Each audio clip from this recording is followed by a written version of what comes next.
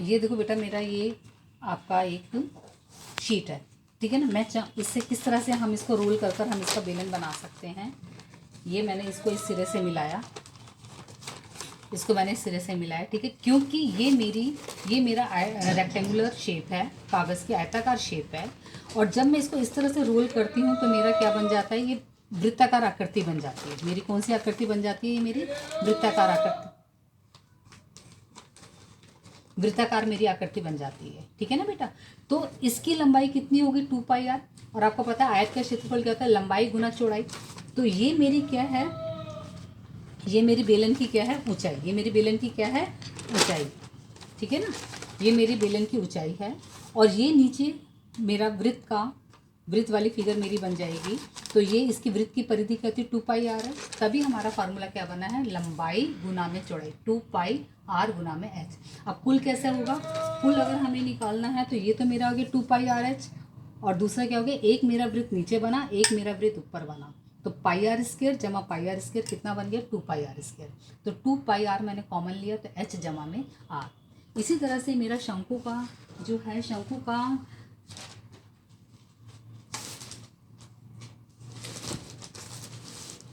का आप देख रहे हो, शंकु क्या है, आयतन का 1/3 πr²h। वक्र पृष्ठीय क्षेत्रफल क्या है इसका, πrl। जो ये हमारा तिरछा स्पेस होता है, ये जो तिरछी जो ये इसकी भुजा है, इसको हमने क्या नाम दिया, इसको स्लांट हाइट बोलते हैं। और इसकी शॉर्ट फॉर्म क्या है, l। तो 1/3 πr²h इसका आयतन हो गया, वक्र पृष्ठीय क्षेत्रफल πrl हो गया।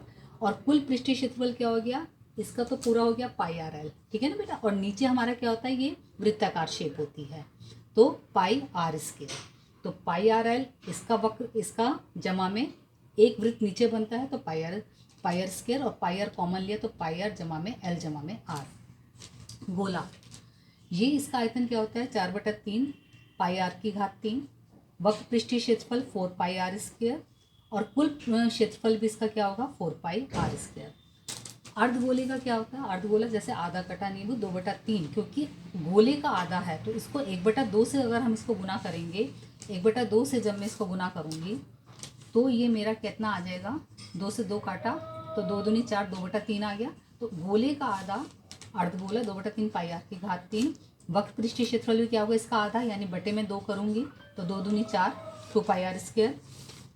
कुल पृष्ठीय क्षेत्रफल क्या होगा, जब ये वाला आपका 2πr² है वक्र पृष्ठीय क्षेत्रफल, इसका ये 2πr² है। और ऊपर वाली शेप भी आप देख रहे हो कितनी क्या है, वृत्ताकार है, यानी इसका क्षेत्रफल क्या πr²। तो क्या हुआ, 2πr² जमा में इस वृत्त का क्षेत्रफल πr²। तो कुल पृष्ठीय क्षेत्रफल कितना हो गया, 3πr²।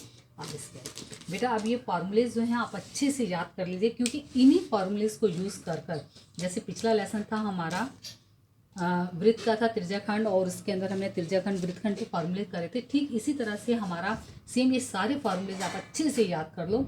इसी पर बेस्ड हमारे क्वेश्चंस होंगे। बहुत आसान लेसन है, पिछले लेसन की तरह ये भी बहुत आसान लेसन है। क्लियर बेटा, इसको 5-5, 6-6 बार लिख कर करोगे तो अच्छे से याद हो जाएंगे। क्लियर। अब आप इसकी इस वर्कशीट के साथ 2-3 क्वेश्चन हैंगे जिसमें आपको आकृतियाँ दे रखी हैं, आपको ये बताना है कि आयतन की या क्षेत्रफल निकालना है। वो क्वेश्चंस आप खुद करेंगे, मैं बाद में उसको अभ्यास जो भी आपका ये वाले क्वेश्चन हैं, प्रयास करने वाले क्वेश्चन, इसके आंसर मैं आपको बाद में भेजूंगी।